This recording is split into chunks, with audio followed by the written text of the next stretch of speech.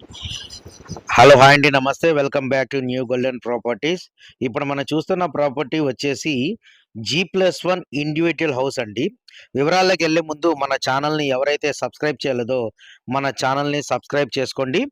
ఇది వచ్చేసి ఈస్ట్ ఫేసింగ్‌లో కలిగిన G+1 ఇండివిడ్యువల్ హౌస్ అన్నమాట. ఇది 60 గజాల్లో అయితే కన్‌స్ట్రక్షన్ అయితే చేశారండి. ఇది 60 గజాల్లో అయితే కన్‌స్ట్రక్షన్ అయితే చేశారు.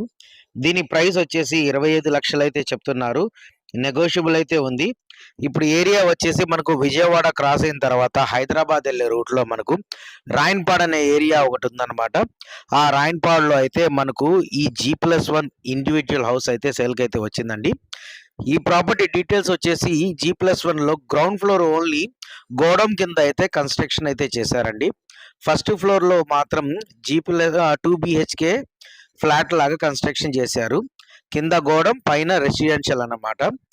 దీనికి ఈస్ట్ ఫేసింగ్‌లో అయితే కలిగి ఉందండి.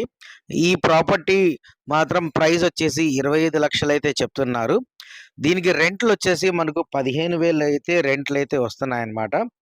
కబోర్డింగ్ వర్క్ ఎక్కడైతే చేసి లేదండి. Only flat G+1 individual house అన్నమాట. Ground floor godown, first floor వచ్చేసి 2 బీహెచ్‌కే. ఇది మొత్తం రాయన్పాడు వెళ్ళే రూట్ అండి. రాయన్పాడ్ రైల్వే గేట్‌కి ఇవతలే మనకు శాంతినగర్ దాటిన తర్వాత అయితే మనకు ఈ G+1 అయితే సేల్‌కైతే వచ్చిందండి. ఈ ప్రాపర్టీ వచ్చేసి కొద్దిగా రోడ్డుకి సూలలో ఉంటది. రోడ్డు సూల ఉందండి. అది మెన్షన్ చేస్తున్నాను. రోడ్డు సూల అయితే ఈ ప్రాపర్టీకి ఉంది. ఈ చుట్టూ ఈ ప్రాపర్టీకి లొకాలిటీలో ఉండే సెయింట్ పాల్ స్కూల్ అయితే ఉందన్నమాట. అలాగే అక్కడి నుంచి మనం బయలుదేరేటప్పుడు బండి అపార్ట్మెంట్స్ అయితే పెద్ద అపార్ట్మెంట్ అయితే ఉన్నాయండి. సరౌండింగ్ మొత్తం కమర్షియల్ గోడౌన్స్, ఫ్యాక్టరీస్ అయితే ఉన్నాయండి. అలాగే